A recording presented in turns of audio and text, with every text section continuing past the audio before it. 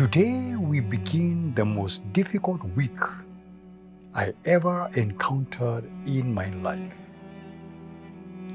The events of this week were like scenes in a bestseller blockbuster movie. The week saw me and others who believed in Jesus go through a roller coaster of emotions, with a high of Jesus being publicly declared the Messiah by masses of people in the capital city Jerusalem, to lows of him being hung on a cross like a common criminal. This is how it all played out. After the Pharisees and members of the Sanhedrin passed a death sentence on Jesus and awaited for an opportune time to arrest him, Jesus did something strange that took them all by surprise.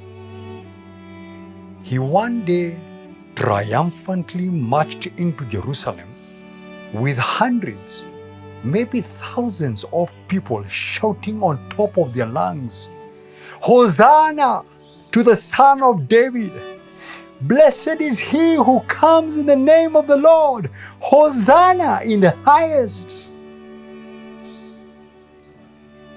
The Pharisees and members of the Sanhedrin would have ordered for his immediate arrest, but the crowd shouting his praises was so big that trying to arrest him would have been suicidal.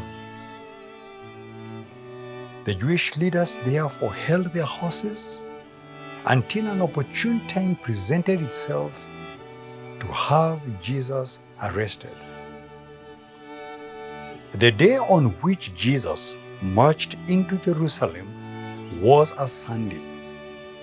It had started off as an ordinary day until Jesus said he was going to Jerusalem to celebrate one of the three festivals that God had commanded all Jewish males to always travel to Jerusalem and observe them there jointly as a community.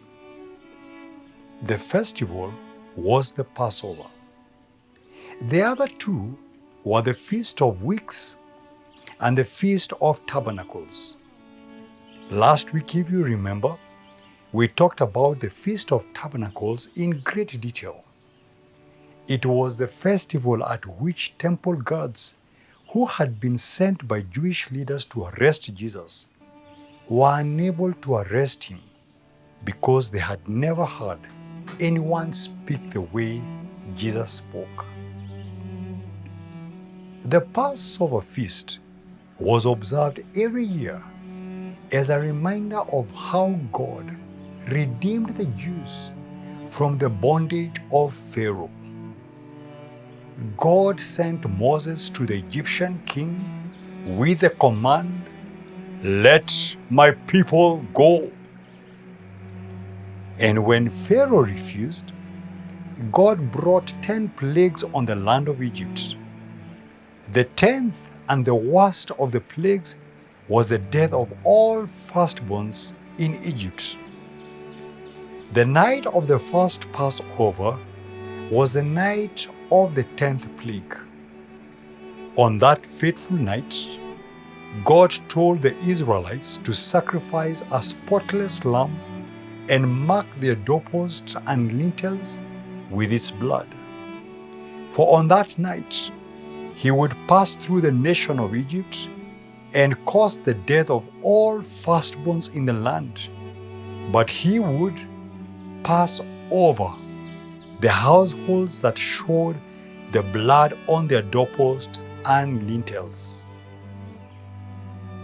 In a very real way, the blood of the lamb saved the Israelites from death, as it kept the destroyer from entering their homes. The Israelites were saved from the plague, and their firstborn children stayed alive, and this made the Passover to be regarded as one of the most important Jewish festivals, and it was held annually. It is this Passover festival that Jesus decided to go and celebrate in Jerusalem, all while knowing that the Jewish leaders had sentenced him to die. As Jesus and his disciples approached Jerusalem, they came to a village called Bethphage on the Mount of Olives, situated about 3 kilometers from Jerusalem. Jesus sent 2 of his disciples, saying to them, "Go to the village ahead of you, and at once you will find a donkey tied there, with her colt by her. Untie them and bring them to me. If anyone says anything to you, say that the Lord needs them, and he will send them right away."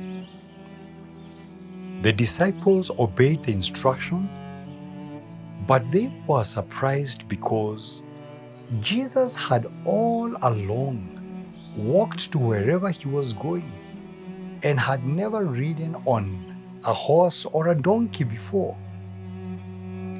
At that time, the disciples did not understand that Jesus was doing this to declare himself King of the Jews. He did it to fulfill what was spoken through the prophet.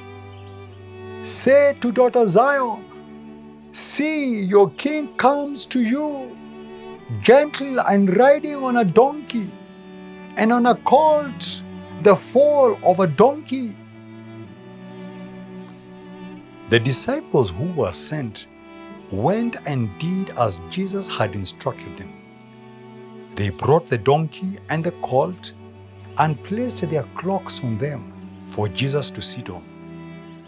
A very large crowd spread their cloaks on the road, while others cut branches from trees and spread them on the road. The crowds that went ahead of him and those that followed shouted, "Hosanna to the Son of David! Blessed is he who comes in the name of the Lord! Hosanna in the highest heaven!" What a beautiful sight it was. Oh my. When Jesus entered Jerusalem, the whole city was stirred and asked, "Who is this?" And the crowds answered, "This is Jesus, the prophet from Nazareth in Galilee." Immediately, Jesus entered the temple courts and for the second time drove out all who were buying and selling there. He overturned the tables of the money changers and the benches of those selling doves. "It is written," he said to them, "My house will be called a house of prayer, but you are making it into a den of robbers." Wow. Everyone was in shock. The blind and the lame came to him at the temple and he healed them. But when the chief priests and the teachers of the law saw the wonderful things he did, and the children shouting in the temple courts, "Hosanna to the Son of David," they were indignant. So they approached Jesus and asked him, "Do you hear what these children are saying?" Jesus said, "Yes. Have you never read, from the lips of children and infants, you, Lord, have called forth your praise?" And he left them and went out of the city to Bethany, where he spent the night at the home of his friend Lazarus, whom he had brought back from the dead.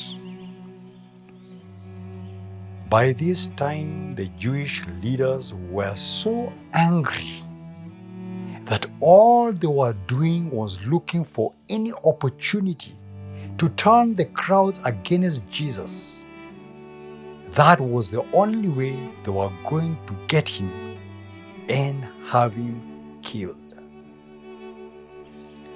Tomorrow, the story of the final days of Jesus before his death continues.